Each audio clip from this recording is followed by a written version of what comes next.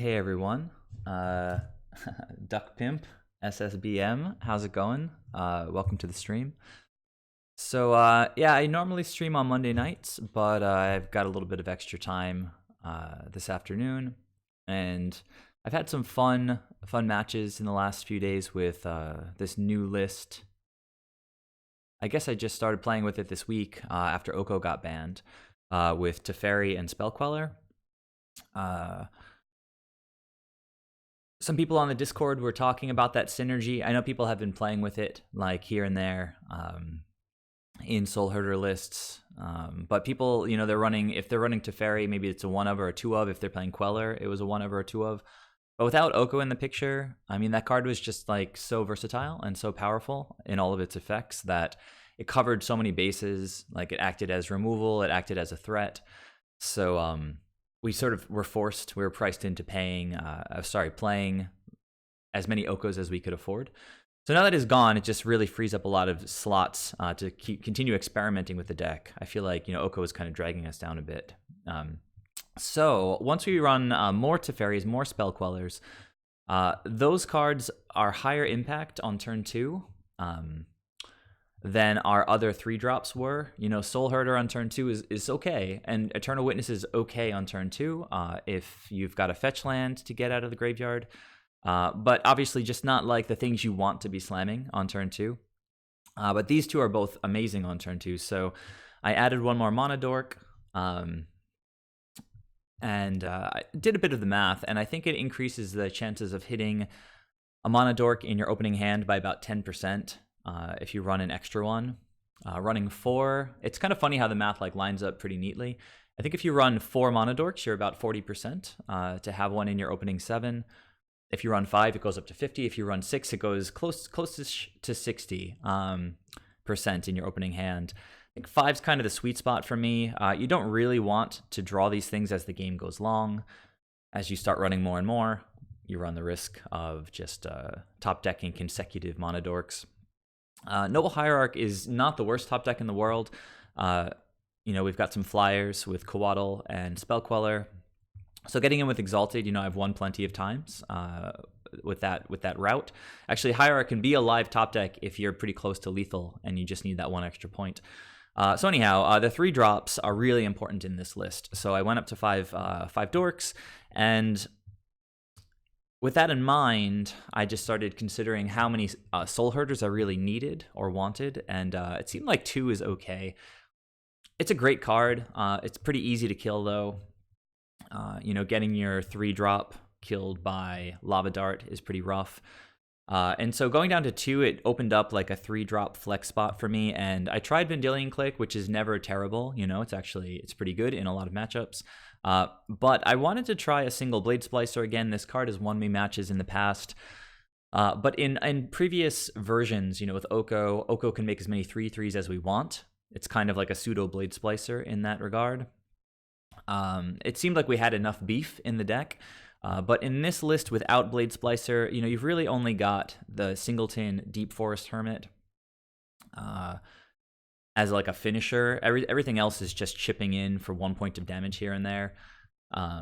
Venter is kind of a win condition unto himself, just basically bouncing the opponent's lands and setting them so far back. But it's kind of a weird defense offense kind of card. As far as just beef goes, I wanted a little bit more than Deep Forest Hermit, and so that's where Blade Splicer comes in. So I wanted to show you guys a couple replays of recent games, and this list is really new for me. Playing with Spellqueller is pretty new for me, so I'm sure I'm making a lot of mistakes. Playing with Teferi, I've done it from the sideboard for a while now, but in the main deck, not as much. I did run it out for a little bit, but I'm sure that there are opportunities that have been missing with this card. And I know all of you guys are great Magic players, and showing you replays and talking through my thought process, I'm sure you're going to see things that I didn't see, and I can just become a better Magic player myself, and hopefully play the list better in subsequent games. So the sideboard is pretty tight. I mean, it's just designed to bring in chunks of cards against very broad archetypes. I've got the 4 sort of no attack kind of effects with 2 stone horns and 2 worships. These are amazing against Amulet Titan because they only win through combat. They either win with zombies or with Primeval Titans. And I also bring in Pithing Needles against them to turn off Engineered Explosives. There are also some other targets against Amulet. You can name Teleria West, and then they're not able to use its Transmute ability to get either Engineered Explosives or Summoner's Pact. So naming Teleria West is pretty good. And also you can name Sakura Tribe Scout to prevent them from tapping to put lands directly into play. That can gain you like a turn or two, which can be all the difference in that matchup, I think. So the Stonehorns and then Pithing Needles are just really nice, versatile cards against Planeswalkers, against artifacts. It's just always impressing me. So this card has not in any way suggested to me during gameplay that I should be running fewer of them. It's just been really great so far. If you guys have any questions as I'm going through this, feel free to share them in the chat. A couple Disdainful Strokes also help with Titan decks, help against Eldrazi decks and Tron decks. Ceremonious Rejection, similar. And then the Purges just cover all of the mid-range matchups, Jund, Rock, Death Shadow, and they also do a ton of work against Burn and against Mono Red Prowess, which is getting really, really popular in the format. So I've just found this card just covers so much ground. It kills all of the black and red Planeswalkers, Lilianas, Renin 6, can get rid of an attacking Raging Ravine. What would I side out against Burn? It's a good question. I don't have any Burn replays to show today, so might as well discuss it now. I've won a game against Burn on turn 2 by jamming Blade Splicer on turn 2 with ramp, like Hierarch turn 1, turn 2 Blade Splicer, and I guess they kept a hand with... And then what happened was I got Blade Splicer down, I got to untap, they went to Searing Blaze it, and I just ephemerated it. So now I had 2 3/3 first striking golems against, I guess, their hand was pretty creature heavy. So Blade Splicer does good work against Burn. I wouldn't sideboard them out just because it puts up these 3/3 bodies in front of their little attackers. Let's see. I'm definitely bringing in 2 worships and 4 purges, and I guess that's probably it. Worship is really the haymaker against Burn. If you get this down and you have a creature or 2 and can protect it with an Ephemerate, nothing can kill you that Burn has in their deck. So Worship's amazing. So let's say 6 cards are coming in. What would I cut? Since I'm bringing in 4 purges, I would cut the single Winds of Abandon. So that's 1. Soulherder dies kind of easily, so I might look to cut some number of Soulherders. I like that Spell Queller has 3 toughness. It does die to Bolt, but it blocks their creatures pretty well. And Teferi is interesting too. The combo of these two, if Burn wants to kill Teferi, then that's, an attack or a bolt that's not going to our face. When I would play Teferi in the sideboard in other builds, I wouldn't bring it in against Burn, but with the synergy of this build, I think I might be looking to keep those cards in. These cards might be too expensive to have in against Burn. Like, they might just be liabilities if I get stuck on 3 mana. So 1 Winds of Abandon, maybe cut both Soulherders. That's 3 cards already, and then 4, 5, and yeah, I don't know, whatever the 6 card is, whether it's trimming a single Witness or trimming one of these 2 cards. It's a difficult matchup, I'd say. I haven't had a chance to play against Burn with this particular build yet.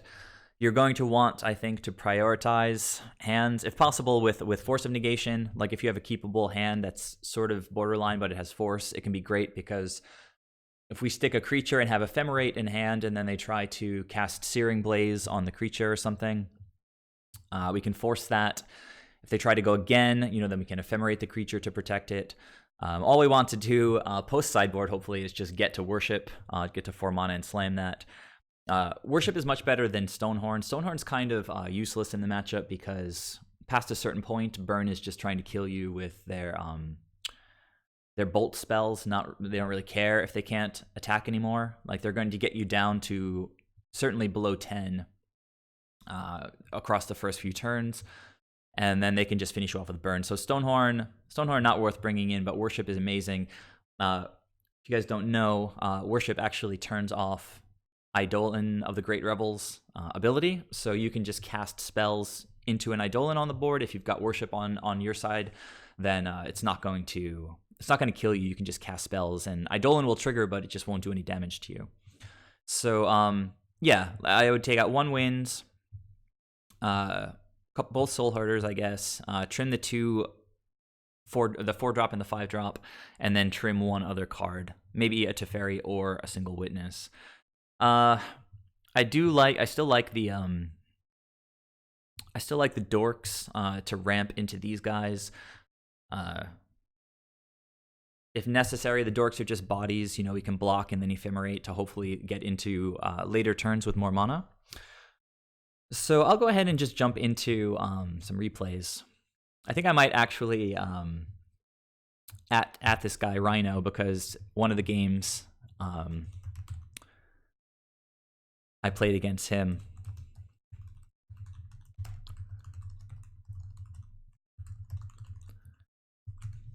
so one of the guys on our Discord, Rhino717, plays a bunch of different decks online, and I happened to play against him recently with this new list. And it was a good one. It was pretty fun. I drew really good cards for the matchup. So here's Rhino717. So this is a really nice hand against just about any deck, but it's particularly excellent against creature decks, obviously, because it's got the removal. Yeah, some card draw, some ramp. Looks good to me. So let's see.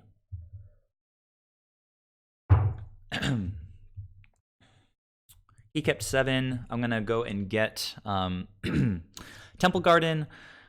Could be a little rough against Burn since I've got only fetch lands in hand, no basics. If some deck removes the Hierarch, I want to have access to all my colors. So getting a shock on turn 1 means if Hierarch gets killed, I still have access to green and white. Cavern of Souls name. Actually, when I drew that hand, I was just hoping I was playing against humans, and my wish came true. So here's a cooler old border Hierarch. I love the old borders. Okay, drew a 3rd land. That's pretty solid. I think I'm going to go with Oracle here. We would just like to ramp even more if possible. And we do. We hit a Breeding Pool. That would let me cast another Coatl, but it would also hit my life total, and against humans, I didn't really feel like I needed to run out of Coatl. Rather, I could just pass with Path Up. Waterlogged Grove, so they're starting to hit their own life total with their lands, and opponent thought a little bit about what they wanted to cast there, ultimately went with a Mantis Rider. And so good for us, because much better to path a Mantis Rider than something like a Reflector Mage, possibly, that could get value by bouncing my thing, and then I guess Reflector Mage isn't really even that good here, right? Because it bounces an Oracle, and then I just wait a turn and play it again later and get more value off of it. So here's the Mantis Rider. I'm just going to go ahead and path that thing. They'll get a basic Plains and drew another Coiling Oracle. So we'd love to keep ramping, so let's go ahead and play that thing. Hit an Ephemerate. Things are going pretty well for us. Now, if we need to, we can, well, not even if we need to, it just seems great to flash in a Coatl and then Ephemerate it on the opponent's turn. So get in for 2 with Exalted, pass back to the opponent. They play a Rising Canopy. Deputy. seems decent because it gets double value by getting rid of my oracles, but I can just blink this guy in response and just counter the whole effect. So I guess Ephemerate kind of working as a stifle in that case. Anytime you can get extra value above and beyond Ephemerate, just like drawing you 2 cards off a creature, it's amazing. So whether we're blocking and then ephemerating, that prevents damage, that's value. Sort of countering a Deputy of Detention, also value. Force is pretty much a dead draw. You can see that we're getting pretty close to overloaded Winds of Abandon already. We've got access to 5 mana next turn as things stand. Our opponent's got a Phantasmal Image, so it looks like they are going to be able to get rid of these oracles after all. I'm going to go ahead and flash in this Coatl. The timing here is not super important. There's nothing I can draw that will really change this. But that land is pretty solid because now I do have access to overloaded Winds. So this replay doesn't really highlight much about the Spell Queller aspect of the deck. It just shows what Coiling Oracle can do by ramping us in the early part of a game in combination with Noble Hierarch. This is going to be a turn 4 overloaded Winds of Abandon. Going to get back 2 Coiling Oracles, which will get triggers. So pretty solid. There's the 2 oracles, and the opponent just scooped at that point. So again, Rhino is one of our Soulherder brothers, so feels kind of bad to beat up on him so hard, but that was pretty strong stuff from Soulherder deck in game 1. So let's go ahead to game 2, see if I guess I can show you the sideboard and sort of figure out what we did there. So I just took out all 4 forces, and since humans runs Ether Vial, I guess Spell Queller gets worse. But at the same time, Spell Queller is a flyer, so even if we're not quelling spells, just having bodies in the air to block a Mantis Rider or potentially just prevent like a Kite Sail Freebooter from attacking. I left in 2 of the Spell Quellers. Teferi can be hard to protect against a deck that goes pretty wide, so it just didn't seem like great value in the matchup. So I took out 1, 2, 3, 4, 5, 6, 7, 8 spells, and then I think I would have brought in all 4 of the no attacking cards, the 2 Stonehorns and the 2 Worships. It looks like I brought in 2 Purges. You don't want to overdo it. They have Mantis Rider, which has red, and Freebooter, which has black. But beyond those cards, they don't have a lot that Purge can hit. So just bringing in 2 of these, leaving in the other removal with the Paths and the Winds of Abandon. And then I actually brought in 2 Pithing Needles as well, because if they keep a land light hand with Ether Vial, it's just sort of like a free win. So it seemed like good value to bring in. So again, 2 Stonehorns, 2 Worships, 2 Celestial Purges, and 2 Pithing Needles. Took out 4 counter spells that don't do anything. Took out 3 Teferis and 1 Spell Queller. So Rhino is going to be on the play for game 2. And this is a pretty sweet hand. It's got some removal for their early threats. And then we've got the combination of Soulherder and Stonehorn, if we can protect it, to just sort of infinitely blank their attack steps. So my land base here, a little bit painful, but I do have the removal to hopefully slow down any damage that they throw at me. Okay, opponent's got another Hierarch on turn 1. I'll play a Vista. If they play something that I want to path, I can go get white. I'd prefer to get green or blue, because if I draw one of my 2-drops, then I'll need both green and blue. We'll have to sort of see what they run out here. Meddling Mage, a little bit rough because they're almost certainly going to name Path to Exile. Turning off an opposing deck's access to removal is a really strong plan out of humans. It's one of the best ways to use Meddling Mage, because if Meddling Mage names anything other than Path, we can just path him and get rid of it, right? So Meddling Mage names Soulherder, then I can just path him and play Soulherder. But if he names Path, then I'm going to have a really hard time getting rid of him. Remember, my other removal, Celestial Purge, only exiles black or red permanents, so can't really do anything about Meddling Mage. So that's going to resolve. I didn't want to path the Noble Hierarch in response, but opponent chose Coiling Oracle. I guess Coiling Oracle did an amazing job in the previous game, ramping us to a turn 4 Winds of Abandon. He could have also named Winds of Abandon. That would have been fine. But I guess he wanted to slow me down on turn 2. As it stands, obviously I don't have any Coiling Oracles in hand. So opponent getting in for 1 with the Hierarch. And you know, I have the opportunity here. I don't have any of those 2-drops in hand. I feel like I might as well just path this Meddling Mage on the end step. Let's go ahead and get rid of that guy. Now, obviously, if I draw Coiling Oracle right now, I can't cast it anyway, but the plan at this point is just to get to Soulherder on turn 3 and then Stonehorn on turn 4.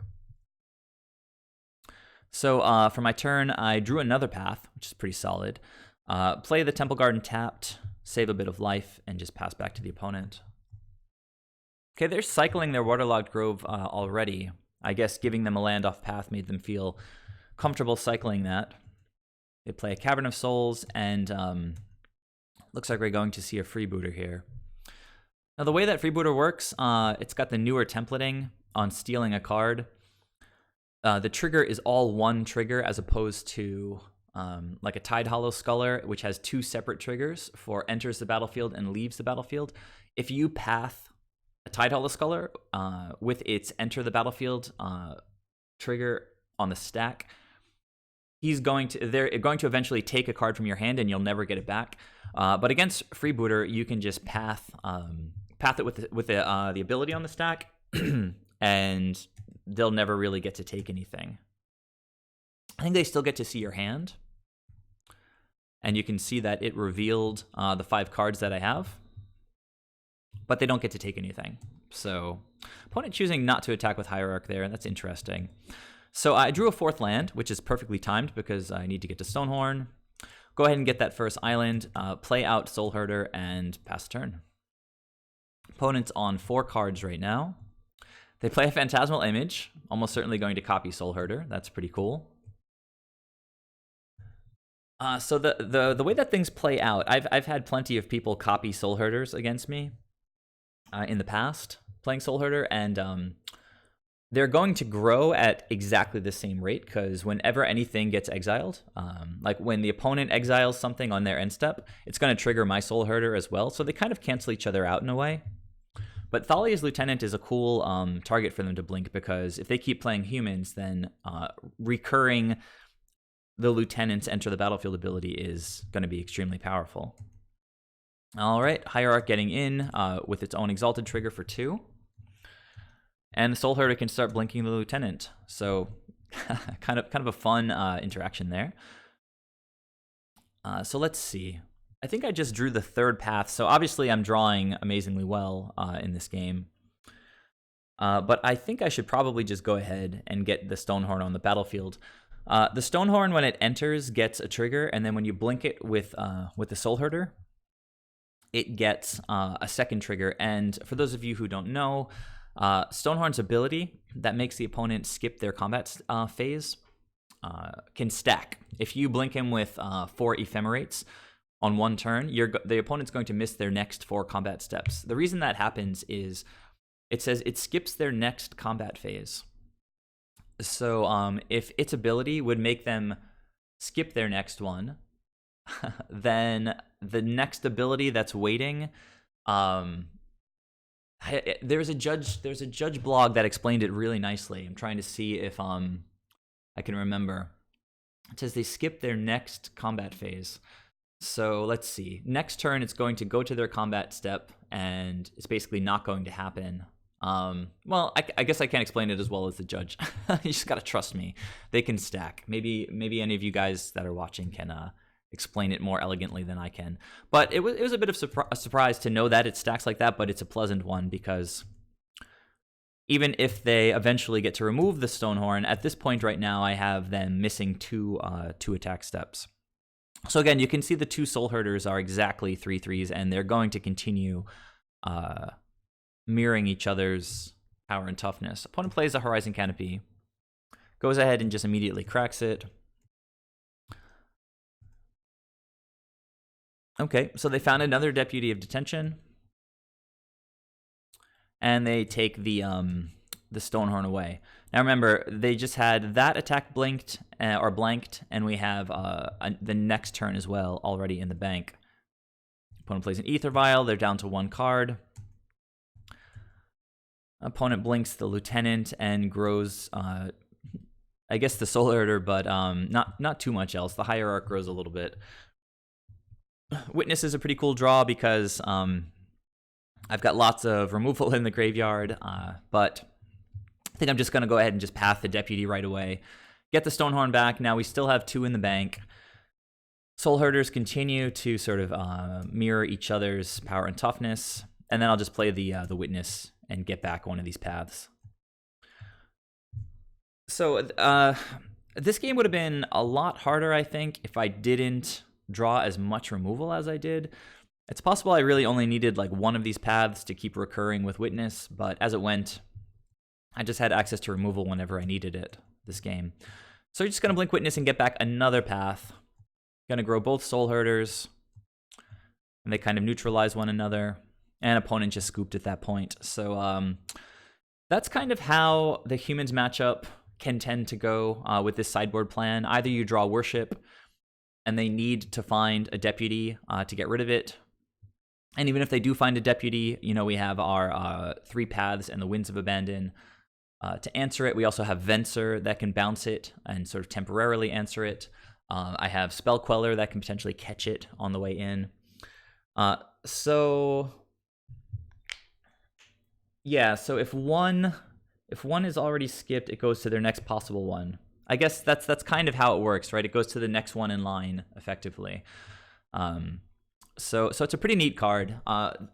One thing that makes me like extra okay with running a card like this that pretty much nobody who plays Modern has ever heard of is the fact that it's actually really, really good against Amulet Titan.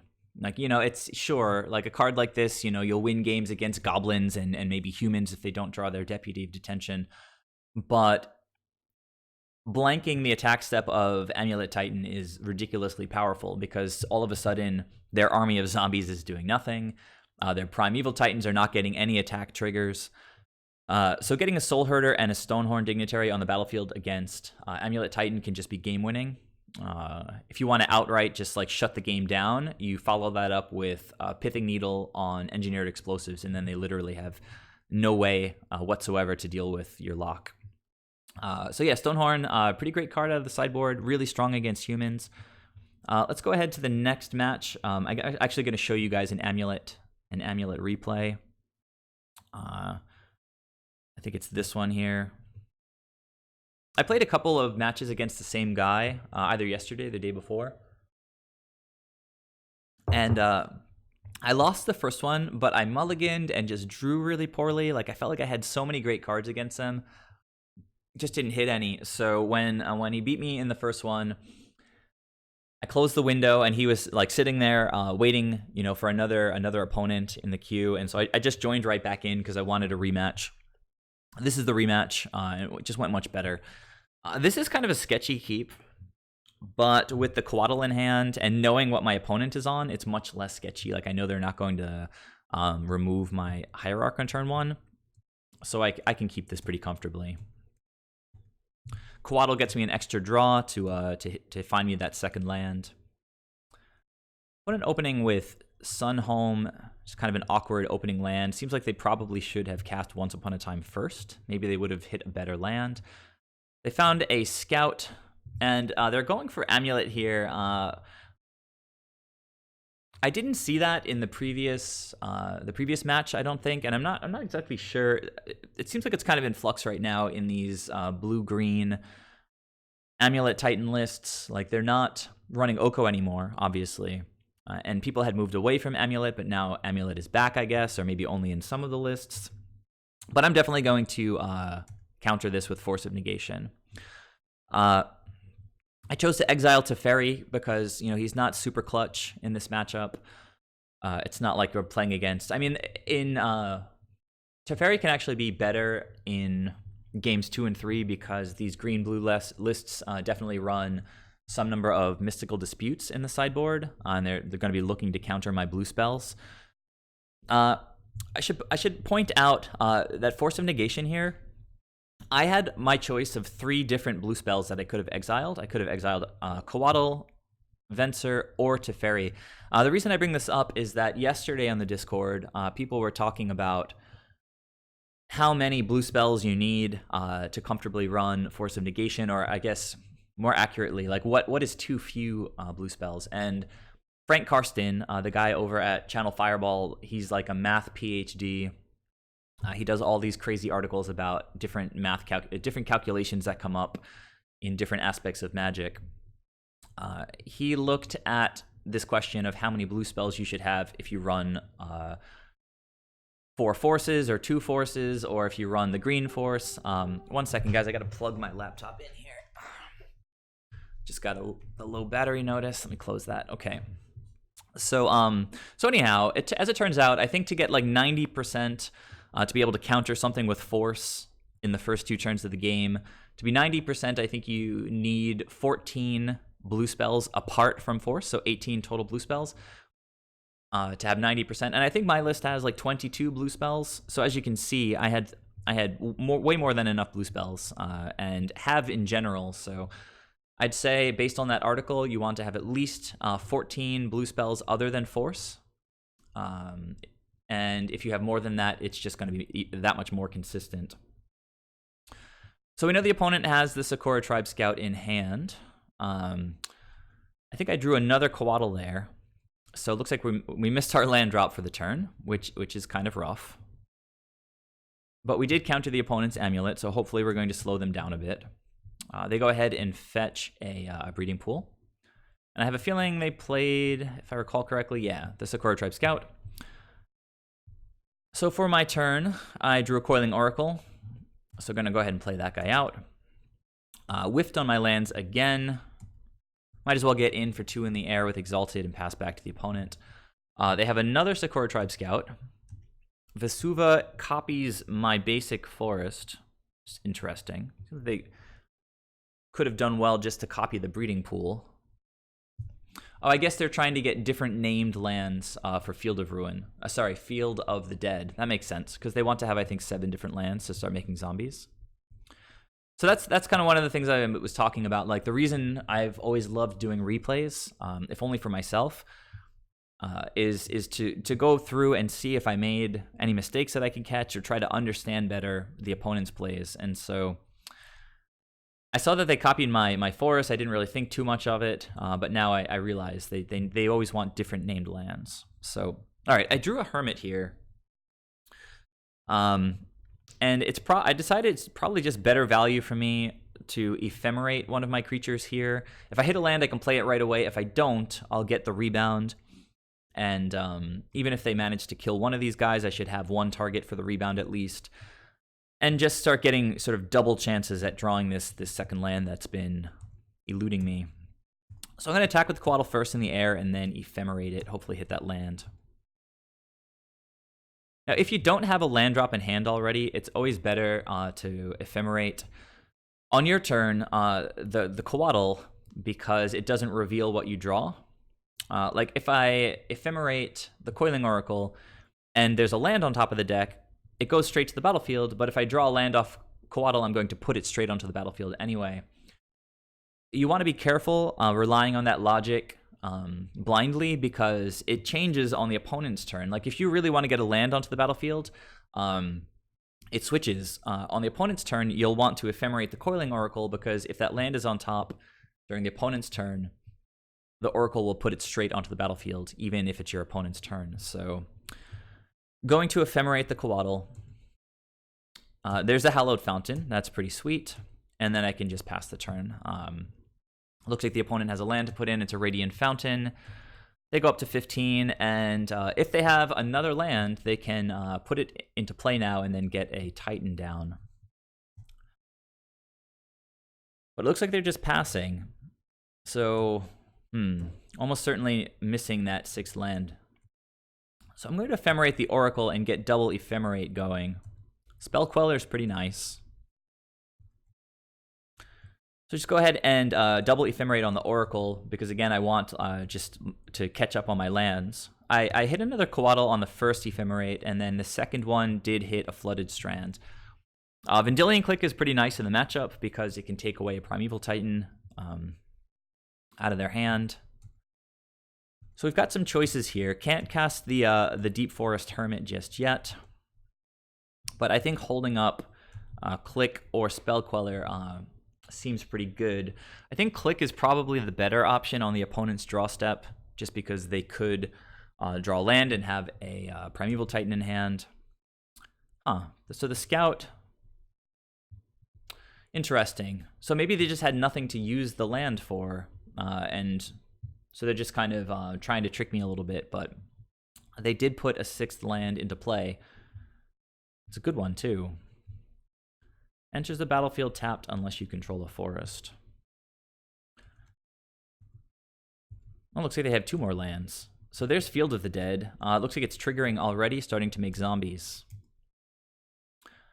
So I guess I didn't flash and click. Maybe that was because the fact that they had the Castle Garenbrig made me think that, you know, they didn't have anything to use the mana for in their previous turn. So maybe it's more likely that I'll be able to get value out of Spell Queller.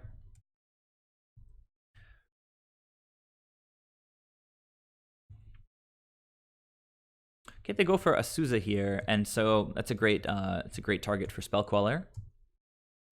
Go ahead and take her away. Opponent plays a Cavern of Souls. That's their last card in hand, and they get another zombie. I'll go ahead and grab my land. Don't really need Death Touch now, so I'll get a Breeding Pool to have access to more colors. Still not hitting a 5th mana source yet, so Hermit's going to have to stay on the bench this turn. But I've got a lot of nice choices here between Venser and Vendilion Clique to slow down whatever they draw next turn. But Witness for Ephemerate, let's see. I mean, Witness for Ephemerate will start the loop, which is very powerful. The fact that they're on 0 cards means that, you know, they're most likely going to top deck not a Titan. And I don't know that I guess if they top deck a Titan, I could well, I could click during their upset, but even if I don't, I could have just Vensered it back to their hand. This requires them to tap 5 to cast, so 1, 2, 3, 4, 5. Yeah, they wouldn't have enough mana to recast it on their turn, I don't think. So Venser could just counter, or at least temporarily counter, a Titan if they cast it. So basically I'm going shields down here against a Titan specifically. If they draw a Summoner's Pact, or like a Tolaria West to transmute for a Summoner's Pact, I have a force in hand for that. And I also have Ephemerate on Spell Queller if they play something like a Engineered Explosives. So, sorry, I kind of rushed through that. It looks like they drew a Boros Garrison, which is interesting because, you know, well, maybe it's not that interesting, but it has synergy with Sakura Tribe Scout, because now they can start with this bounce effect, bouncing a land, putting it back into play with Sakura Tribe Scout, getting multiple zombies every turn. All right, so opponent's just passing, not getting in with any zombies yet. I'm just going to go ahead and Ephemerate Coiling Oracle. We know that the opponent has that Boros Garrison in hand. Drew Hierarch. Rebound on the Eternal Witness, get Ephemerate back. Just really not drawing lands this game at all. I'm going to take the opportunity to play out these 2 Hierarchs, open up my mana in subsequent turns, and now I can just get in the air with a bunch of Exalted triggers. Actually, it's almost a 2-turn clock here. Getting in for 5 in the air with a Spell Queller. You can see how important evasion is in our deck. You know, Hierarch, not just a simple mana dork, the Exalted triggers really can add up. So again, I've got the Force of Negation in hand. I've only got 2 mana available here. Not enough to click or Venser. But the fact that the opponent is just drawing off the top of the deck makes it a little bit more acceptable to further our plan to try to actually win the game rather than playing extremely defensively. At least that's the way that I saw it. If you guys see it any differently, let me know. But here we can see the synergy between the bounce land and Field of the Dead, just repeatedly creating more zombies. Okay, so close that. Oh, you know what? I'm sorry. I guess maybe Duckling, maybe you're unfamiliar with my stream, but it's come up before where my window is incorrectly sized. You haven't been able to see the opponent's clock or the tops of their lands, so hopefully this looks a little bit better for you. So past the opponent, I've got 2 mana up. They've got one of their lands in hand, and then whatever they just drew. Starting to get in with these zombies. I'm at 13. I've got an Ephemerate, so I can definitely just Ghost block with the Eternal Witness. And then taking 8 doesn't seem like a big deal here. Opponent knows I have an Ephemerate. It's a little bit interesting that they chose to give Double Strike to the one that got blocked. If they give Double Strike to another one, then I just take 2 more damage, which is much more effective than giving this one Double Strike. But, you know, I'm not complaining. It prevents more damage for me, and I still get to blink my Eternal Witness. Alright, so now I'm going to untap with plenty of mana. Opponent, what did they just do there? I guess they played one of their lands back out, made another zombie. They do have 1 card in hand. Gonna keep the cycle going with Eternal Witness, grabbing Ephemerate. So they're at 6. Let's see, if I attack, I don't really see a better attack than 5 in the air, so I can play the Hermit, because why not? Finally have the mana for it, and I still have mana up now for double Ephemerate. So Hermit's a pretty fun card. Most of us in the Discord think that it's a better choice at 5 mana than Thragtusk, because every time you blink it, every time it enters the battlefield, it brings 8 power across 4 2/2 squirrels. So it actually can just outrace Field of the Dead in pretty much any situation. In this case, I'm pretty much just throwing down blockers because I've got the game sort of wrapped up in the air. But if the opponent has like Engineered Explosives on 3 to deal with the Spell Queller, it doesn't really matter anyway because I've got another flying threat. So not really sure the opponent has an out here. Okay, Boros Garrison, they're going to bounce one of their lands. I think it was Vesuva, actually. They're just playing Vesuva, copying a bounce land. Making a bunch of zombies. I've still got the Force of Negation in my hand. I've got... in response to one of those things, I blinked the Deep Forest Hermit once, just for the timing. Opponent, I knew that they had Vesuva in hand, and I know that I've got them dead next turn, so they went to play an Explore, which would draw them a card, and knowing what's in their hand, and knowing that they're dead on board, I just forced the Explore. So now the game is effectively over. The opponent's going to keep making zombies, if nothing else. I mean, I'm slightly ahead on time. It's almost identical. Not really sure why they're playing this out, but it's okay.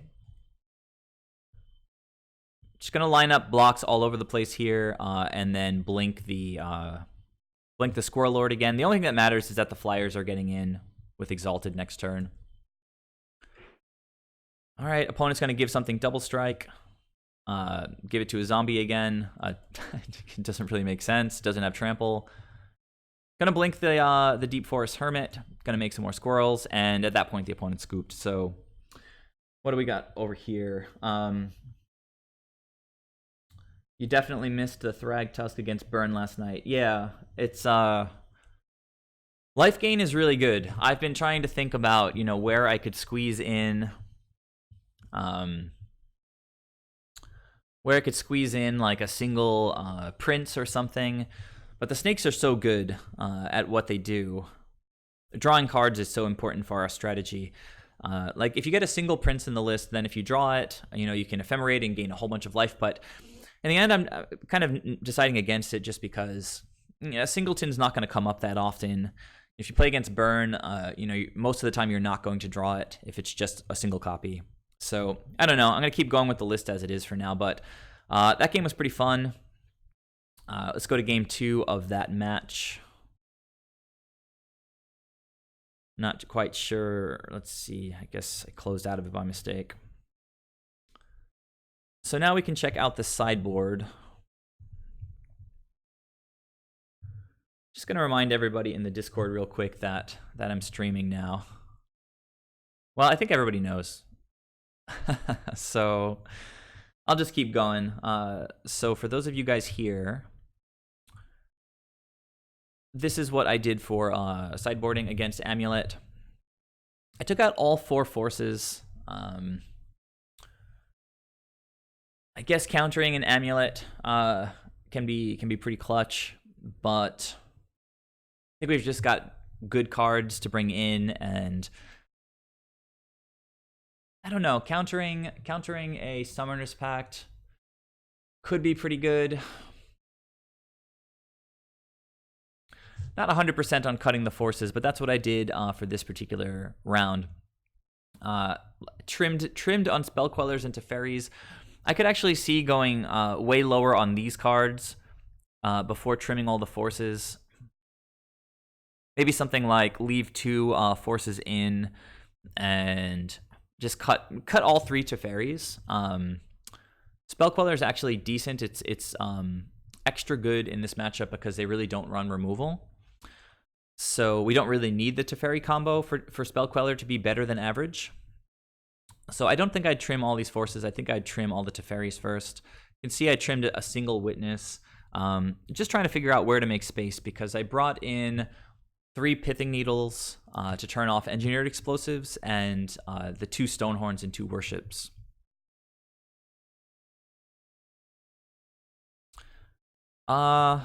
Well, this hand is excellent. Don't necessarily need the 2 Worships. Opponent mulligan to 6. And I think they kept there. So I've got, turn 1, tap Hallowed Fountain, turn 2, Coatl, turn 3, whatever. Turn 4, Worship. All right, so opponent plays Field of the Dead, passes the turn. You can go ahead and close the graveyard here. I drew the 4th land. Not complaining. We definitely wanted to hit that to land Worship on time. There is an Amulet. Kind of awkward, right? Because this land enters tapped. Maybe it was the only land they had in hand. Or, I mean, they probably have a Karu land, which would just bounce itself back to their hand, so it makes more sense to play field first. It's just, let's see, I guess they had this land also. So just a whole bunch of tap lands. So now they get to make green mana, if they can use it. And they do have a Sakura Tribe Scout. 3 cards left in hand after their mulligan. I drew a 5th land, kind of a dead draw. A 2nd Amulet is always really scary. At this point, they can play a Karu land, make 6 mana right now. No, I guess they make 4 mana right now. But it bounces itself back to their hand, and then they can play it back out with Sakura Tribe Scout. So on turn 3, they could still get a Titan down, despite mulliganing and having awkward, slow tap land start. Fortunately for me, it looks like they don't have either they don't have the Primeval Titan or they don't have the Karu land. All right, so they pass to the end of their turn. I'll flash in Coatl. Drawing Spell Queller, pretty solid. It's a good option for turn 3, which was going to be pretty much taken off waiting to cast Worship. Getting a Spell Queller down, even if it doesn't counter something, is nice because it just increases the body count and diversifies the CMCs against Engineered Explosives. A 2-drop and a 3-drop makes it harder for the opponent to get rid of all of our creatures. All right, so we'll attack with the Coatl and then probably just pass the turn, right? Okay, they have another castle, Garenbrig. It untaps twice. They have an Asusa, but it seemed like they didn't have another land last turn. I get to counter the Asusa, or rather, eat it with Spell Queller. Seems pretty good. Opponent passes, and they actually have a Dismember. It's interesting. So Queller died. They're going to get their Azusa back, and if they have lands, they can play them out. But it looks like they don't. So yeah, I'm just going to Slam Worship here. Very easy choice. It's one of the best cards in the matchup, and you'll be able to see here that it's going to be really hard for them to deal with it. All right, they're getting in for 2, passing the turn, play a land. And I can just jam Hermit now. Makes a lot of bodies. Get in for death with the 1/1. Opponent casts Once Upon a Time, finds a Rot Farm. That can make a bazillion mana. They start off with Tolaria West. It can make 2 blue mana. There's 1. Untaps, makes 2. Play the Rot Farm, bounce the Tolaria West back to their hand. Actually, they bounce the Rot Farm back to their hand because they can play it again with Azusa and continue making crazy mana. This deck can really be incredibly powerful when it gets going. All right, so they're going to transmute Tolaria West and still have enough mana left to cast a Primeval Titan. So here's the Titan. We can see what lands they choose to get. They're choosing to get the Haste Vigilance land. Makes sense. They get to make another 1,000,000 mana. Okay, they put the Slayer Stronghold back into play with the Tribe Scout. Which is interesting. Why would they not? Huh. Not quite sure why they didn't give this guy, that's kind of weird. Honestly, sometimes things go a little bit weird with the replays, like the data gets corrupted or something, because I'm pretty sure this guy attacked with Vigilance and Haste, and I'm pretty sure I blocked and killed him with 3 squirrels. So a little bit weird there, but it's possible that the replay is just, let's see, not really working at this point. Let's see what happens on the opponent's turn here. They've got a Summoner's Pact to pay for. Yeah, it looks like this replay might be over, which is unfortunate. I'm trying to click through, but it's getting kind of jammed. Let's see if I can just click the next turn button, see if it actually does anything. So you can see the opponent's time going down, yeah, and it just ended. So what I think ended up happening was I just ate their Primeval Titan, I ephemerated the Deep Force Hermit, and I just actually they did manage to find Engineered Explosives. They put it on 4. They got rid of Worship. I played another Worship. Yeah, unfortunate that the replay didn't really quite get there because the end of the game was pretty fun. But I think you guys see the general dynamics of the matchup. They typically get tons and tons of zombies, and we land our squirrels, and the squirrels line up really well against the zombies. But even before we get our squirrels going, if we can get a Worship or a Stonehorn Dignitary down, we can get, tons and tons of extra turns. That's the idea against this deck.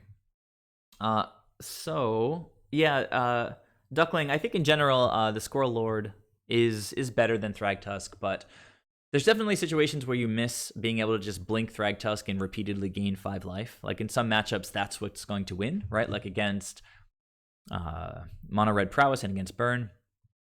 So that was a pretty fun match. I'm going to show a match against a sort of Whir deck. Urza. Let's go ahead and resize this window. All right. So hopefully this replay sort of holds up. This is quite a nice opening hand. It doesn't have Spell Queller or Teferi for turn 2, but even getting a Soulherder down on turn 2, following up with a Witness seems pretty solid. Opponent kept their 7, and they play a Watery Grave untapped for Witching Well. I haven't seen a lot of Witching Well in Modern. I was playing it in Mono Blue and Pioneer for a little while, but I had to assume it's some kind of Urza deck.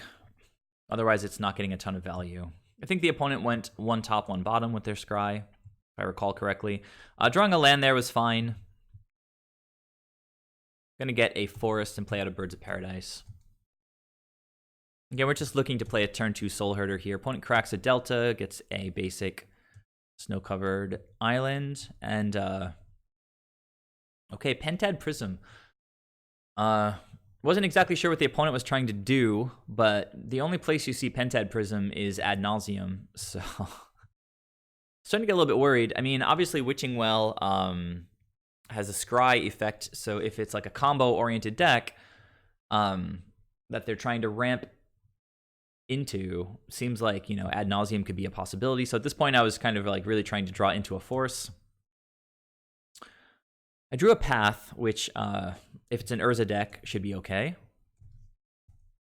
Gonna blink the birds, not really get value, just grow the Soul Herder. Cracks another Polluted Delta, gets another island. And we see Narset. So, still not quite sure what I'm playing against. There are Narset decks that run Days Undoing, which makes everybody discard their hands and draw 7 cards, but Narset says that opponents can't draw more than 1 card. So if they cast Days Undoing, we discard our hand, and then we can't draw any more cards. The opponent draws 7, and then obviously being up 7 cards is hard to come back from, so, or being down 7 cards. So I was thinking maybe that's what they were trying to do. Maybe they're playing Days Undoing combo. Then there's a Mishra's Bauble, so obviously got an artifact sub-theme going on. What just happened at the end of the turn? I think they just played the Bauble.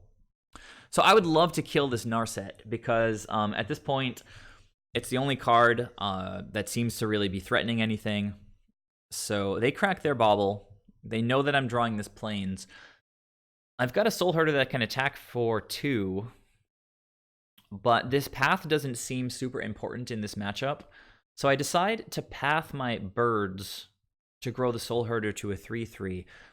It'll keep my mana the same, because the birds will just get replaced with the land. So I'm going to go ahead and get in, see if they've got removal with Pentad Prism, but not quite sure what they could have in blue-black. They could have Drown in the Lock, but that's not online right now because I don't have enough in my graveyard. They could have a Fatal Push, but they'd have to get rid of one of their permanents, so probably just lose both mana. Actually, Pentad Prism doesn't go to the graveyard when you take the counters off. It just kind of sits on the battlefield. So Fatal Push is off the table. They could have like an Assassin's Trophy, but we haven't seen any green. So anyhow, I just get in first. If we go to blocks and they haven't done anything, I'm going to path the bird with its own mana. Go get a blue source, which we haven't found yet. And then I guess follow up with Eternal Witness and start getting our loop going. There's not a lot in the graveyard to get back right now, but a Path to Exile is not terrible. If nothing else, it lets me keep ramping myself. Narset off the table, I felt better because, again, that combo can be pretty nutty. Basically, you discard 7, I draw 7. Opponent draws off their Bauble trigger. They play another Witching Well. They're going to scry. Sometimes I don't know if I can open up the chat actually. Yeah, it doesn't show in the replays sometimes, but or the game log, I should say. I think they went top bottom again. So here's a Thopter Foundry. So I mean that makes sense. It's a blue-black artifact deck. So with the Thopter Foundry resolved, we really want to force in case they go for Sword of the Meek. We can counter it and exile it so that they can't even get it back from the graveyard. Alternatively, Venser would be pretty good to just slow them down, just bounce the Thopter Foundry back to hand, and then get some extra blinks of Venser from Soul Herder to start getting lands back to the opponent's hand. We do have a Winds of Abandon and enough mana eventually to overload it if they try to go off with Thopters. For the time being, it's pretty clunky. They don't have the combo online. Teferi's nice. I think I'm going to play that guy. I think the plan was play him, bounce the Thopter Foundry just to slow them down a little bit more, draw another card off of Teferi. In the meantime, just crack in with Soul Herder. I'm going to play Teferi first. see if they have anything that they want to do with this mana. If they let Teferi resolve, then obviously, you know, I'm kind of safe. Opponent can sack like Witching Well or Pentad Prism to make a Thopter. So I don't want to attack with Eternal Witness. I could Path. So I bounced the Thopter Foundry with Teferi, as I said. Drew a Spell Queller. Can't cast it this turn, but pretty nice card to find. It can counter an Urza. Obviously, a pretty powerful spell. So at this point, Thopter Foundry off the battlefield. I think I could just get in with both creatures. Yep, so Kraken for 6. Opponent will go down to 10. I guess I just have Path online here and pass to the opponent. Blink Eternal Witness, just get back the Vista. It's the only thing in the graveyard right now. 7 power on board, getting pretty close to lethal. Opponent's got blue-black. They play out the Thopter Foundry again. Nothing I can do about it at the moment. They pass the turn with 2 lands up and a Pentad Prism on 2. That's not really doing anything. All right, so again, they can activate Thopter Foundry on my turn, but they can't do anything else since Teferi shuts them, their instant speed plays off. So in general, if Teferi is below 3, you just want to like immediately tick him up to just like get that out of the way to save time. So play a Vista, and not too much to do here, but since they can make a Thopter, I'm not going to attack with the Eternal Witness here. 2-turn clock anyway with Spellherder, unless they start sacrificing artifacts. They take the hit for now, and we can blink Eternal Witness. I don't even think I cracked the Vista here to get it back, because it doesn't really matter at this point. Opponent looked like they were starting to... Okay, they're drawing 2 cards off of the Witching Well. Okay, so they found an Urza, and this is just amazing with Spell Queller here, so this should just shut things down. Countering a 4-drop with Spell Queller when Teferi's on the board is like the best feeling, because they're never going to cast that spell. It's just gone forever. And now we've got another 2/3 attacker in the air, and the opponent just scooped there. So that's what Teferi and Spell Queller can do. The opponent obviously had kind of a clunky start. Let's see, how did we slow them down?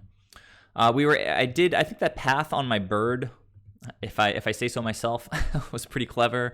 I was able to get Narset off the board, prevent any shenanigans that might have happened with that card. But apart from that, it's just Teferi and Spell Queller doing nasty things.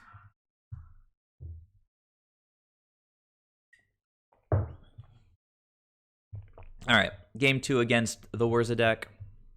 Let's go ahead and resize my window. I have to do this every single time. Oh, look, we have a game log this time. I think I'm just going to hide that for you guys. Drag it out to here. All right, so this is a beautiful hand. It's got counterspells, card draw creatures, and most important of all, the 2 Pithing Needles. I think turn 1, just going to run out Pithing Needle pretty much no matter what, naming Thopter Foundry. The combo doesn't get online super duper fast. Okay, there's a Witching Well, definitely not forcing that. Opponent scryed, and now I can see that they went 2 top. So 2 good scries for them. There's a Spellherder, but we need a 3rd land eventually. Definitely pay 2 life. Definitely use the tempo to get Pithing Needle down on turn 1, naming Thopter Foundry.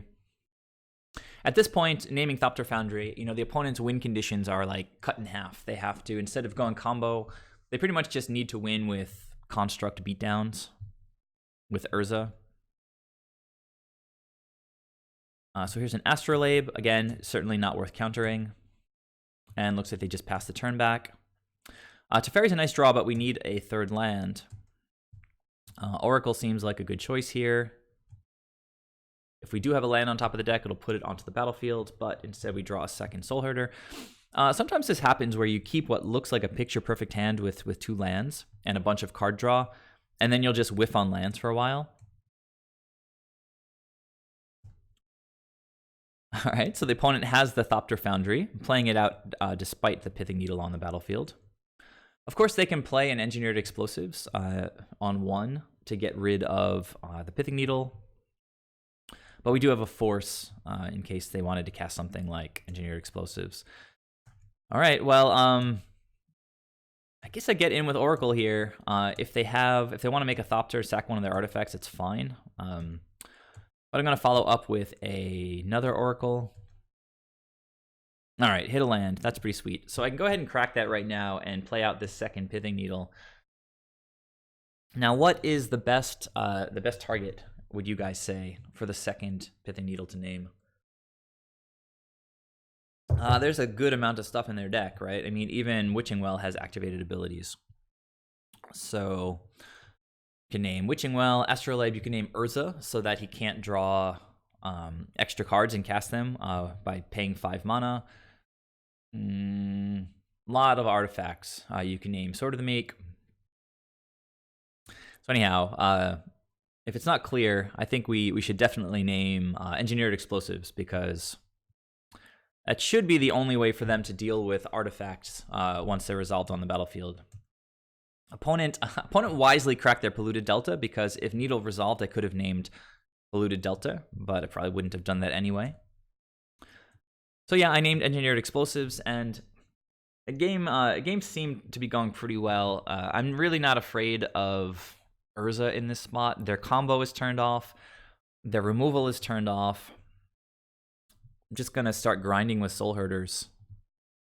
I've got a Force of Negation in hand. Got a Teferi to turn off any counter spells that they might have brought in. And, you know, I could have countered this, but I didn't really feel like I needed to. Save the Force of Negation for something potentially more impactful, like a Dead of Winter. It's like a board wipe, a snow board wipe. So Ensnaring Bridge is fine. We can still attack with our Coiling Oracles for the time being.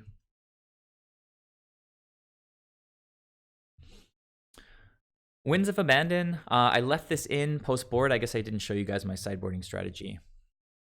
So what did I take out? I'm still experimenting what the best sideboard approach is against these Urza decks.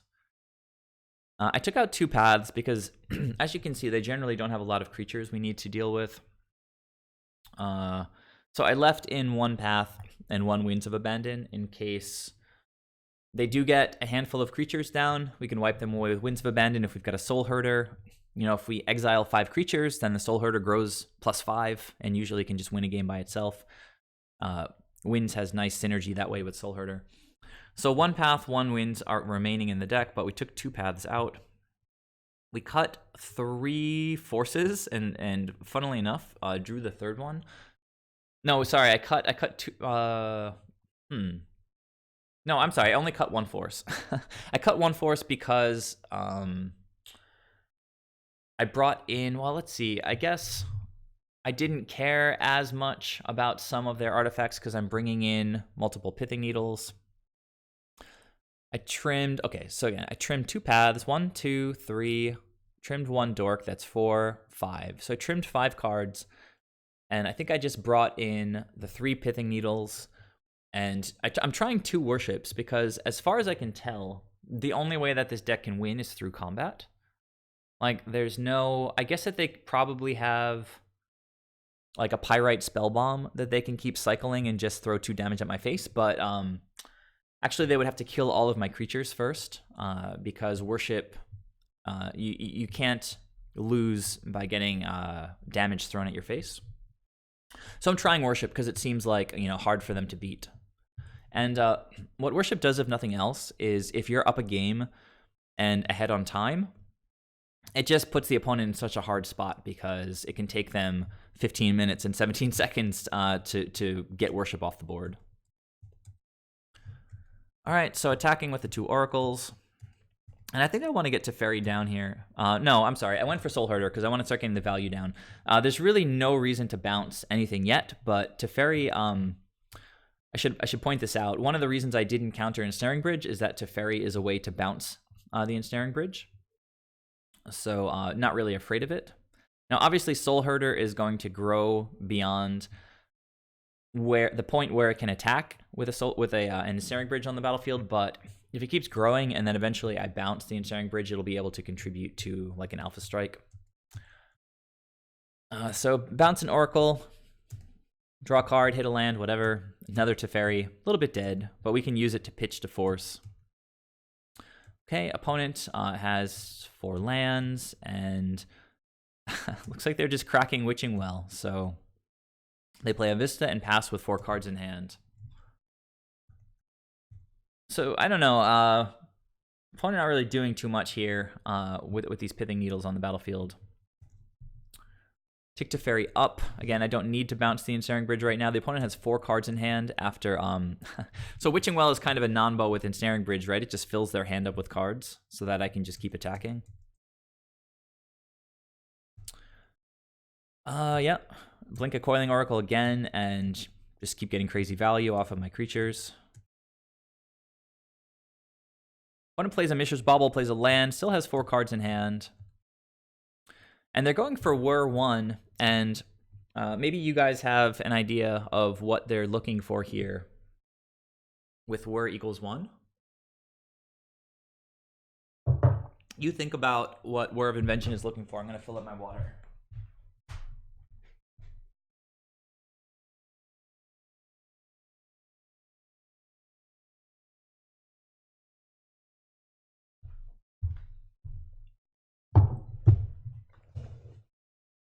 So, I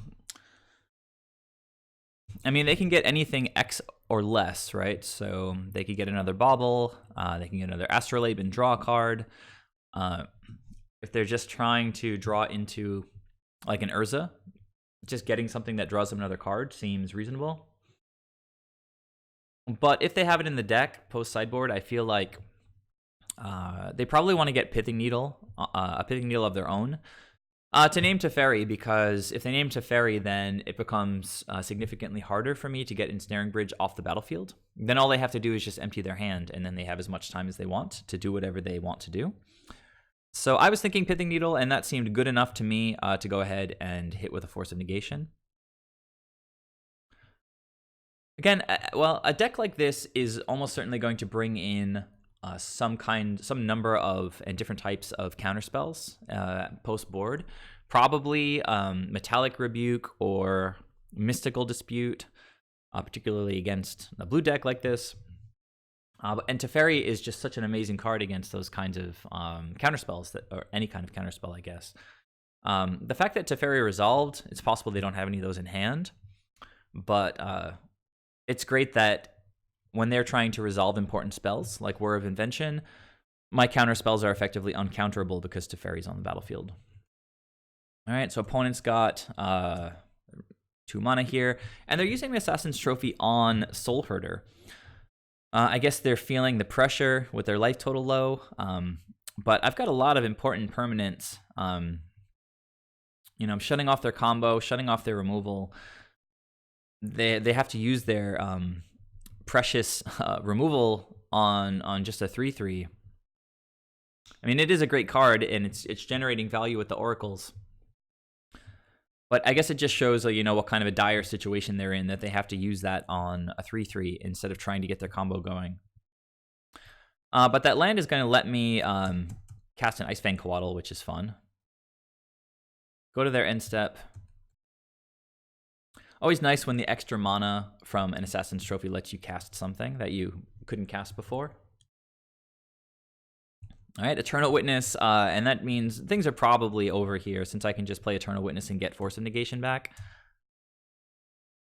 Yeah, so I'm just going to go ahead and grab the Force. I could play a Coiling Oracle here, and I think it was potentially a slight misstep to not do so. The opponent can, well, let's see. I mean, they're almost certainly just dead. But I think I passed without any reason here. So I tick Teferi up, and ticking Teferi up does let me cast Winds of Abandon on the opponent's turn. So if they were to play an Urza next turn, I could just Winds him. I guess that's a reasonable excuse for not playing out a Coiling Oracle here. Emery. Put some stuff in the graveyard. So they threw an Urza into the graveyard. Another Emery trying to find something, I guess. So we see a couple spells that they are playing. They do have Dead of Winter, the board wipe. All non-snow creatures get -X/-X. It's kind of funny because Coatl is a snow creature, so Dead of Winter doesn't touch it. But it would kill the rest of my creatures, which would be kind of annoying. I do have the Force in hand. I've seen these decks before that play Wishclaw Talisman. I kind of forget the sort of combo-y synergy that it has. I think this is played in lists that run Paradoxical Outcome, if I'm not mistaken. Like, it enters, they activate it, and then I gain control of it.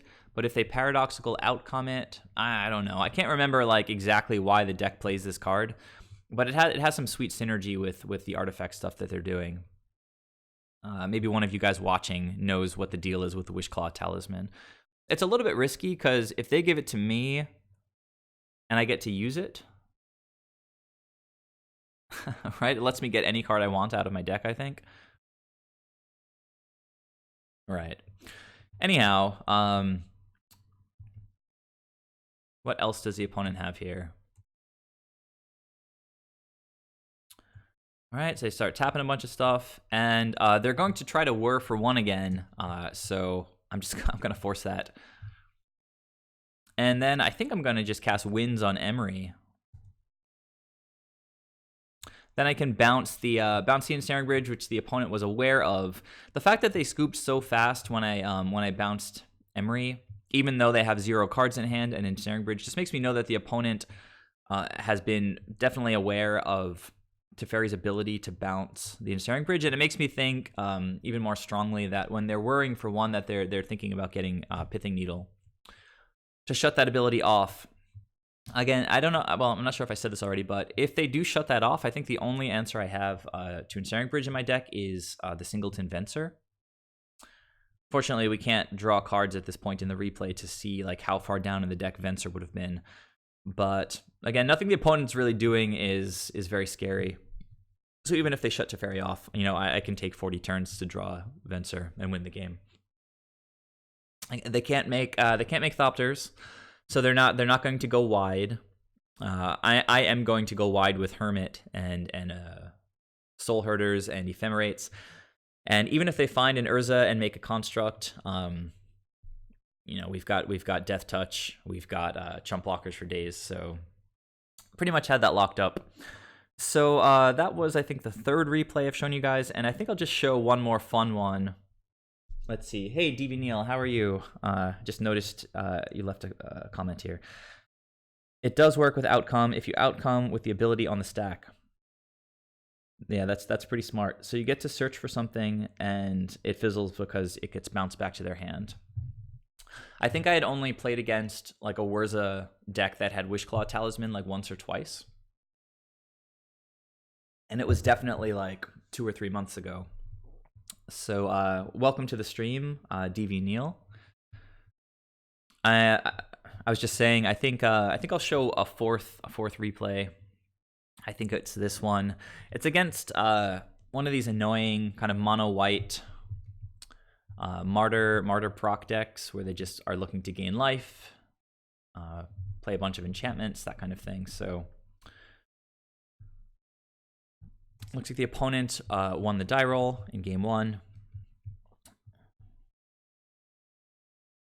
And yeah, this is quite a nice hand. I'll keep this. Okay, they open with Flagstones and pass the turn. Open Vista. I might wait to crack it if I want to, because I want to draw lands. I think that's probably the smartest play, to wait to crack it. Unless there's something that we need to path, of course. But even if that's the case, I'd be reluctant to get white mana here because we have these Coatls in hand. Hey, Paintball Demon. Welcome to the stream. This is the 4th replay that I've shown. I showed a Humans replay and then an Amulet replay, a Urza replay, and this is just, I guess it's a Martyr proc. So this is this funny interaction between flagstones. Well, flagstones in itself, it's legendary. When it's put into a graveyard, you get to search your library for a plains card. So they went and got Mistvale Plains. So, you know, one techie legendary land getting another techie land. This lets them put a target card from their graveyard on the bottom of their library. So this has 6 synergy with like Walking Ballista and Ranger Captain of Eos. Like, if they get Walking Ballista late in the game, they can pay 10 mana and throw 5 damage at your face. Walking Ballista will go to the graveyard, and then they can shuffle it back into their library, or they put it on the bottom, and then they play Ranger Captain of Eos, or there's some synergy where they get to repeat Ranger of Eos's ability and just keep tutoring Walking Ballista, because Mistvale Plains will put it back into their deck, and then effectively they just get to like fireball your face every turn, or just kill all your creatures and then fireball your face. All right, so Stoneforge Mystic doesn't really look like Martyr proc, but I guess Stoneforge is too good to resist. They went and got a Batterskull, so we know that's in their hand. So yeah, I did wait to crack the Vista. That was the smart play. We did want to hit a 3rd land, and leaving the Vista on the battlefield increases our chances of hitting a land. I hit a Flooded Strand, so that's just excellent. Crack it now and get white, because I think the plan, it's more important to, I think, keep Batterskull off the battlefield for a little while. So Path to Stoneforge now, I can get green with this land, and then I'll have blue, so I can then play a Coatl next turn and ephemerate it, or Teferi or Blade Splicer. We've got some good choices, but definitely just going to Path the Stoneforge for now. Try to strand the Batterskull in their hand for a little bit. All right, Field of Ruin with the new art, for those of you who haven't seen that yet. I think that's my favorite Field of Ruin art so far. It looks like, I don't even know, it's like a bunch of zombies with chains are like pulling the land apart or something like that. But the colors are just kind of cool. All right, so there's Ranger Captain of Eos. Opponent doesn't really know what I'm playing yet. That's an important thing to keep in mind, is that, you know, it's obvious to us that we're playing Spellherder, right? But the opponent has seen a Prismatic Vista and a Flooded Strand and a Path to Exile. So whereas the opponent might want to go get Walking Ballista, they almost certainly want to get Walking Ballista against a deck that has a bunch of 1/1s. They don't know that I'm playing a bunch of 1/1s, so they'll probably just get something stupid like Martyr of Sands or something like that. Let's see what they choose. This is even stupider. I had to read this card. I guess I must have played this yesterday, and these new Theros cards are already available, and I guess they're testing them. So it has lifelink. You sacrifice it.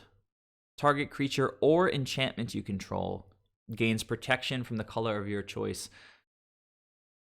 So I'm not sure what kinds of enchantments they run, but maybe they run like Ghostly Prison out of the sideboard or something. But this just seems like way, way, way worse than Giver of Runes. But this is what they chose, so I'm not going to argue with them. So Paintball, I mean, these are matches where Spellherder did really well, so I'm pretty sure every one that I'm showing you today just went like, I think I just 2-0'd all of them. But a couple of them had some really nice instances of Teferi interacting well with Spell Queller. So that's one of the main reasons I wanted to show these replays today. Is I'm playing a bunch of new cards. Yeah, Teferi's seen play in the list, but not really in like quantities like this, like 3 in the main deck, and I certainly haven't run 3 Spell Quellers in the main before. And so by showing you guys the replays, I'm hoping you guys can catch some of my misplays, and you know, we can both learn a bit and just get better with the cards. So here's that silly 1-drop from Theros. Just gonna go ahead and get green, blue. And yeah, I mean, not afraid of what the opponent is doing right now.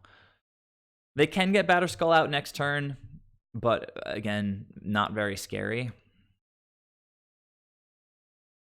So we've got a Path in the graveyard. We could run out Witness this turn, but we don't really have the 4th land yet to get a loop going with Ephemerate. I think just flashing in Coatl seems decent. We can just ghost block the Ranger Captain. If they want to path an Icefang Coatl in response to me Ephemerating, that's totally fine, because it will give us a 4th land, and then we can play Eternal Witness, and then just kind of get Ephemerate back and kind of go bonkers. All right, so here's the Icefang Coatl. It doesn't have Death Touch yet. It doesn't really matter anyway, since I'm trying to Ephemerate it. Another Teferi, one of the drawbacks of playing legendaries. All right, so we're going to block and then go for Ephemerate. Opponent lets it go, and I draw another Path to Exile, so things going pretty well on my side. They chose to field my Breeding Pool, which again, sort of fine. We don't need double blue. I could have gotten white. Definitely could have gotten white to path something, but we really need to get our green mana online. Martyr of Sands, opponent is down to 4 cards in hand, and we know one of them is Batterskull. We do get the rebound, which is pretty nice. We'll draw a card. And definitely wanted either the draw off the Coatl or the draw step off the turn to be a land, and we hit it. Also hit another Eternal Witness, which is beautiful. I'll go get another basic. And yeah, play out an Eternal Witness, get back Ephemerate, and we can just continue to sort of ghost block for a bit, their biggest attacker, while developing our board. Eventually, maybe get out a Blade Splicer, start making some 3/3s. All right, opponent getting in. Just not really interested in actually trading with any of these things. So since I want to blink the Eternal Witness, I will go for the Ephemerate on that. Again, if it gets pathed, it's not a big deal, right? Because we have another Eternal Witness in hand. Okay, we'll get back our path. Our hand is just stocked. Opponent's starting to tap. Oh, so they revealed a bunch of stuff. So at this point, I guess we know all the cards in their hand. They have two, let's see. This is their graveyard. This is their graveyard. This is their revealed cards. So I think they have another Martyr in hand. And then Proclamation is kind of annoying because it does get back Martyr of Sands. It gets to keep gaining them life. If we have if we draw a Force eventually, it's really good against Proclamation, because if they cast it, we can just we can force it, which sort of deals with it and doesn't let them get back their 1 toughness or 1. Is it 1 toughness or no? Converted mana cost 1 or less. The thing that gets annoying with this one is that they can pay 6 mana and forecast it every turn, just by revealing it from hand. And that's actually not casting it. It's, I think, an activated ability, right? So so that could be annoying. But let's see what they're doing here. Yeah, going for Wrath seems reasonable, right? We have some good stuff in hand. I thought a bit here if I wanted to flash in Coatl, because I only have 4 mana and there's a lot of stuff that I could do here, but Ephemerate is too much value. We really want that to stay in the graveyard, because if we can nab it with an Eternal Witness next turn, it's our entire engine. So we definitely want, if we don't do this, if we don't flash in the Coatl, then Ephemerate will just be stuck in exile forever. All right, so we get to draw an extra card. Winds of Abandon seems pretty good, actually, in the matchup. All I can do is play a Hierarch. I think I'm probably going to have to just discard something. We have extra Teferis, so that's an easy choice. Okay, there's that extra Martyr of Sands that we saw. Opponent chose, well, they don't have 6, so they can't forecast the Proclamation yet. They also, it seems like they maybe don't want to cast Wrath of God yet, and they don't have enough mana to get Batterskull and Martyr of Sands down. I don't know what the best play for the opponent is there. I guess Martyr of Sands can continue gaining them life. Gain them some more. Actually, what this does is it puts another Martyr of Sands in the graveyard. And then if they cast Proclamation, they can return 3 creatures. So they would get At this point, if they sack this one, they would get 2 Martyrs of Sand and this Alseid of Life's Bounty, which is really nice value. So I guess that makes sense why they would run this one out to try to max out the Proclamation. Lands are great in the spot. The only thing sort of backing us up here is lack of mana. So Teferi will just slow things down, prevent them from pathing our creatures in response to Ephemerates, and also allow us to cast Winds of Abandon at instant speed if we want to do that. All right, so then we're just going to attack and pass with Path to Exile up. Opponent, 5 cards in hand. They're going to attack Teferi and sort of okay, I guess.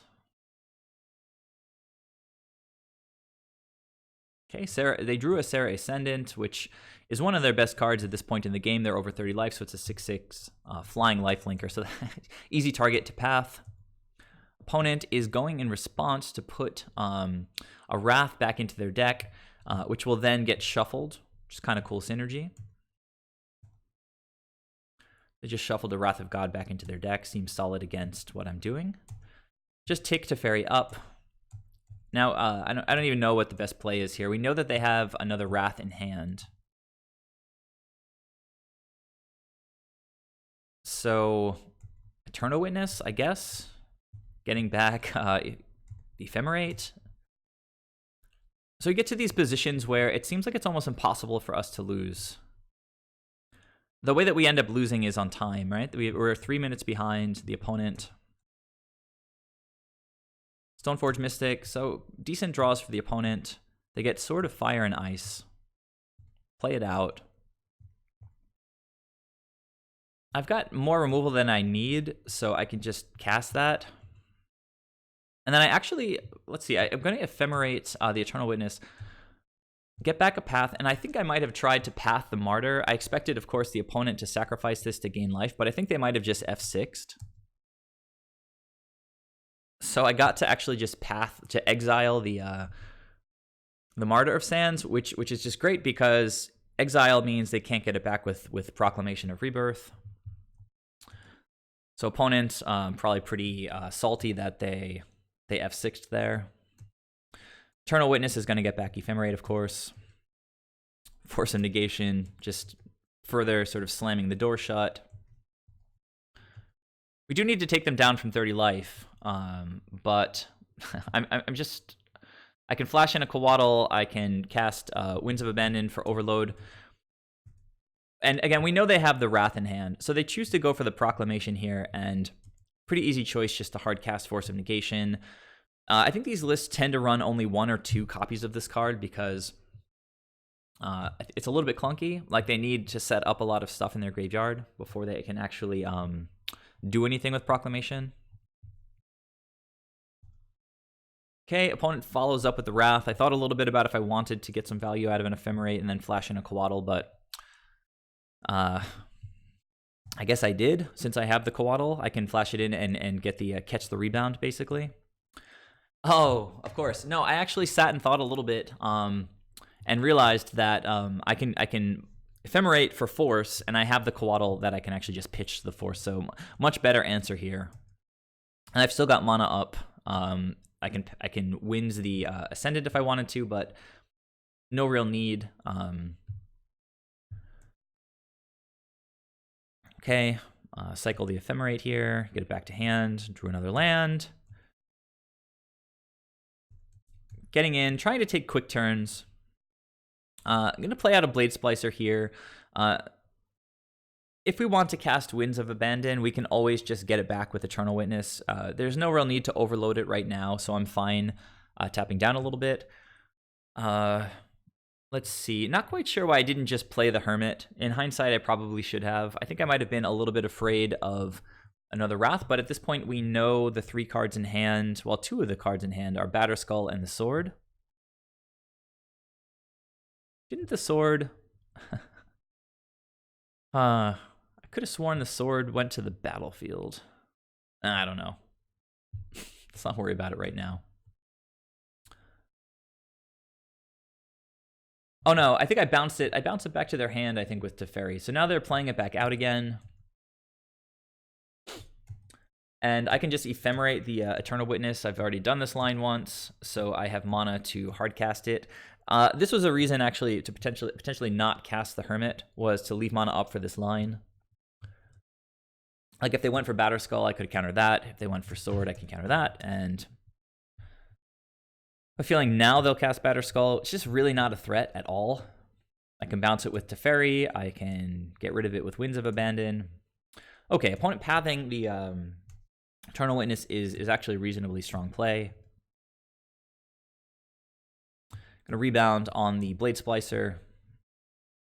We got, let's see, tick up Teferi, play out another Hierarch, and then we can attack for a bunch with First Strike. No good blocks on the opponent's side, so I think they just take the 5 here.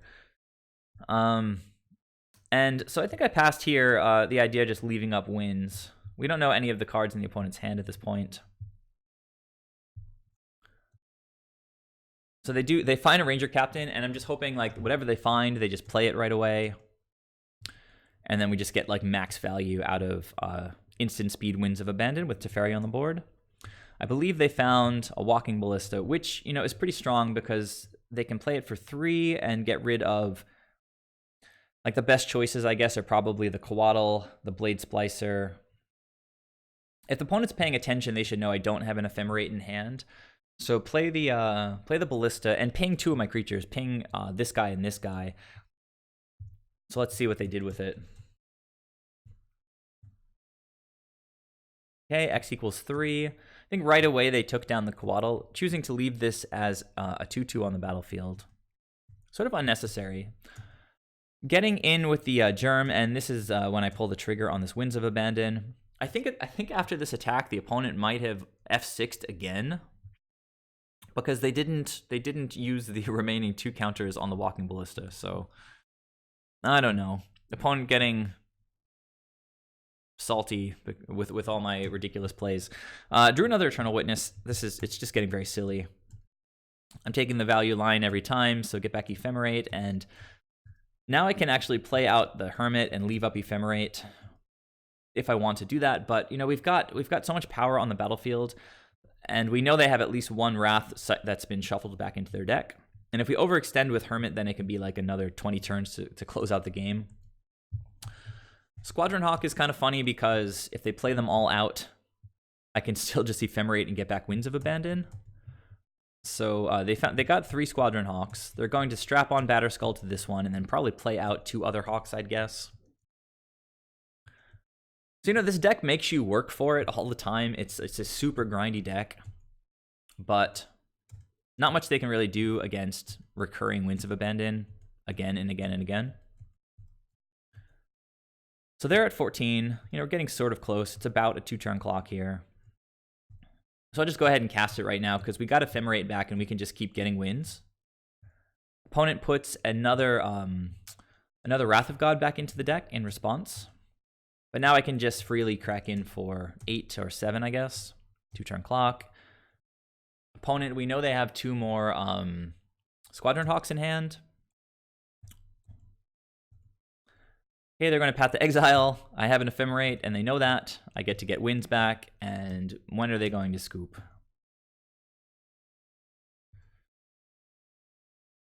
Okay, they get rid of my Hallowed Fountain. I have infinite basics. I think it has to be around now that the opponent scooped. Get back Ephemerate.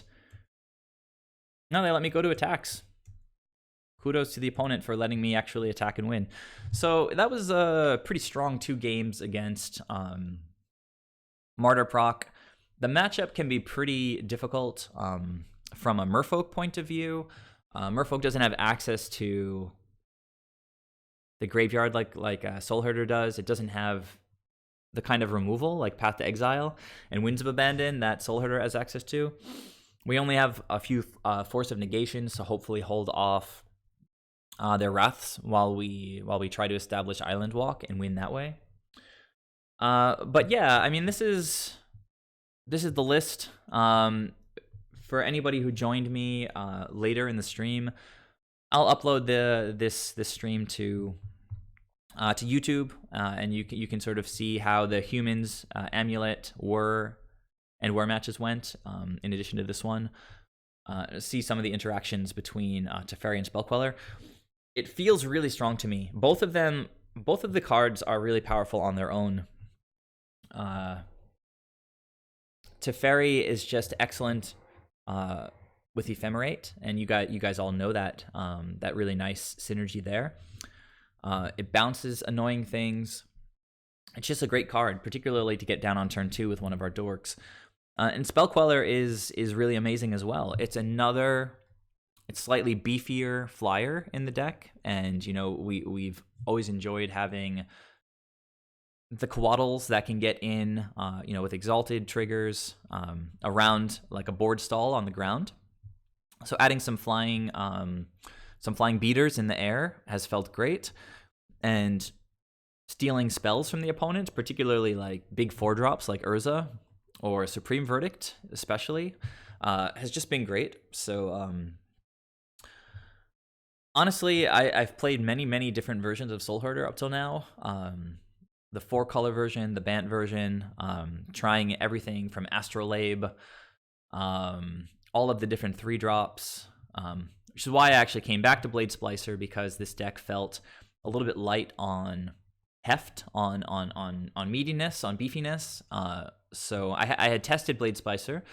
I took it out of some other versions that seemed to have sufficient amount of attacking prowess. But this list felt a little bit light, so I trimmed one of my 3-drops, made some space for Blade Splicer. And I guess what I'm trying to say is I've played well over 1,000 matches with different versions of Spellherder at this point, and the interaction between Spellqueller and Teferi seems like definitely one of the most powerful things that I've done in any of the variations.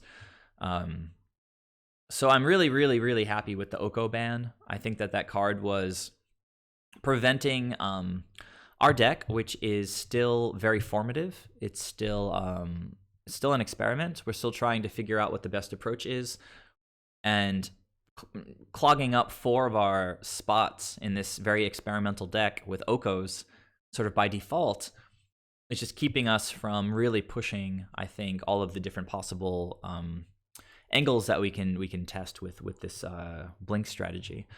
So yeah, happy that Oko's gone. Happy to be trying out new strategies. So I encourage you guys to give Spellqueller and Teferi a shot if you haven't yet. I'll go ahead and show you the list one last time before I sign off. I can resize this a bit so you can see the sideboard as well. All right, so that's it. There's a link in the Discord to the list if any of you guys are interested in seeing it. Switching from 4-color back to Bant, I really appreciate the full 4 Force of Negations. In my Siege Rhino list, I felt like I had to trim down to 2 forces since I didn't have enough blue spells. But this list is just overkill with the blue spells, so Force is at like full power. It just feels really good. Blade Splicer is an experiment. It was a Vendilion click previously, and the Vendilion click did fine work, and this could definitely become a Vendilion click again. But Blade Splicer on turn 2, turn 1, Birds of Paradise, turn 2, Blade Splicer, turn 3, Spellherder or Ephemerates or whatever. Suddenly 3/3 First Strikers, pretty solid. All right, so again, thanks for so DV Neil, how have I been liking Blade Splicer? So I've probably only played like 3 matches with it, so it's too early to say. But in the past, when I've run Blade Splicer, it's been a mixed bag because first and foremost, the deck really wants its synergy pieces, right? So we want to be drawing Ephemerates, we want to be drawing Eternal Witnesses. I mean, this list is a little bit different with Spellquellers and Teferis, but using this list as an example, we want to be drawing Spellquellers and Teferis. If we just draw, for example, like Snakes and a Blade Splicer, the deck looks a little bit silly. Like it's not really doing very much.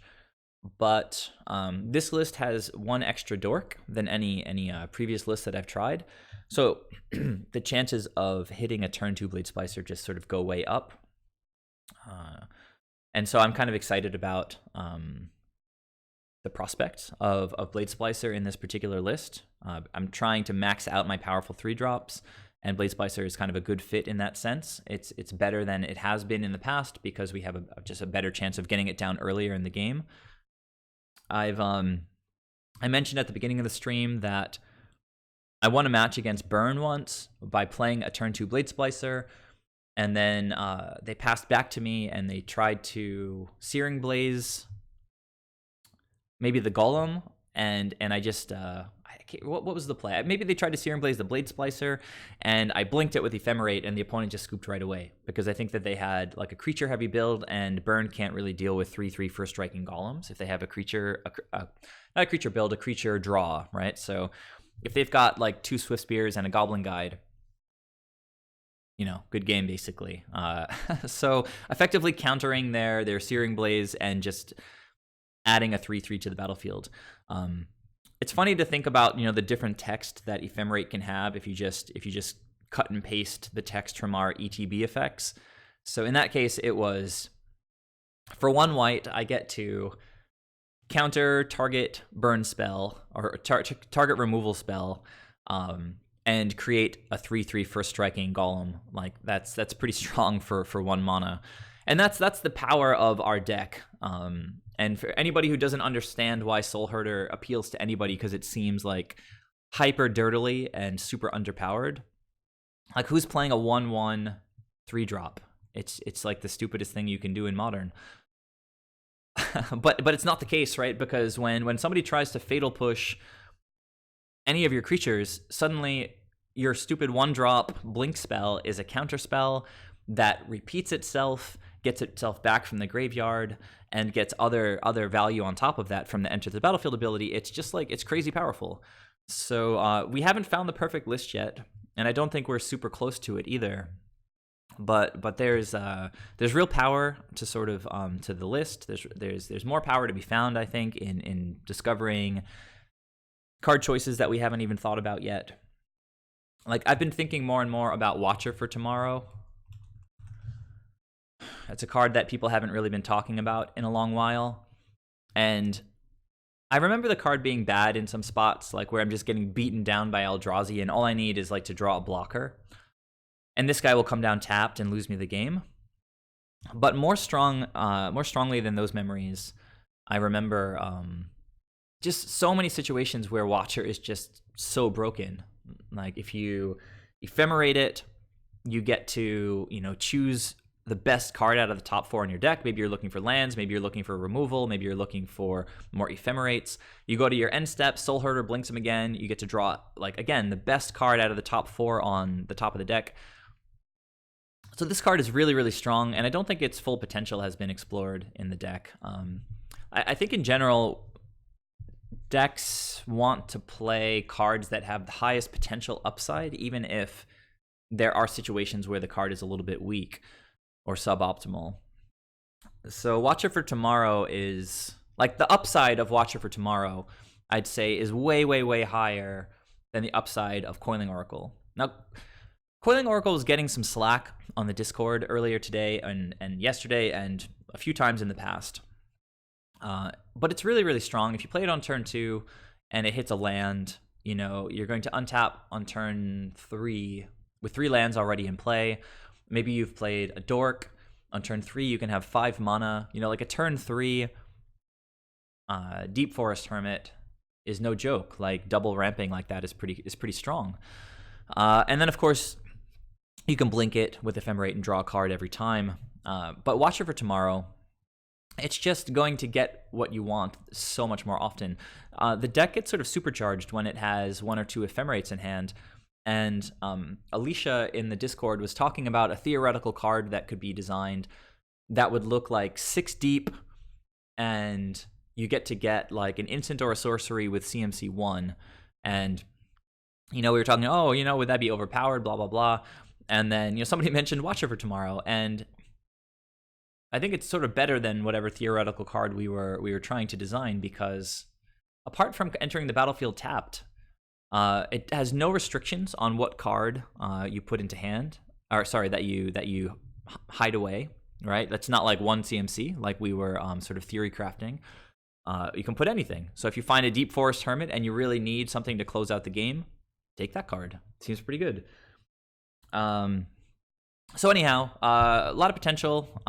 Deck's been feeling good. You guys should be playing some combination of Stonehorns and Worships. Those cards are just winning me games left and right. And yeah, I guess that's it for now. I'll see you guys on the next stream. Thanks very much for joining me. I'll see you.